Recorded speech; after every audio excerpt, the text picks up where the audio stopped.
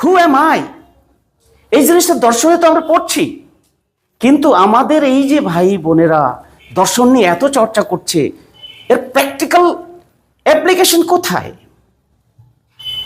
আপনারা এই জিনিসকে কখনো অনুভব করেছেন? অনুভূতি, এক্সপিরিয়েন্স করেছেন? আর এই জিনিসগুলোকে ব্যবহার করার জন্য এমন কিছু প্র্যাকটিক্যাল যে ট্রেনিং, সেটা কি আমাদের কোনো এডুকেশনাল ইনস্টিটিউশন হয়েছে আজ পর্যন্ত?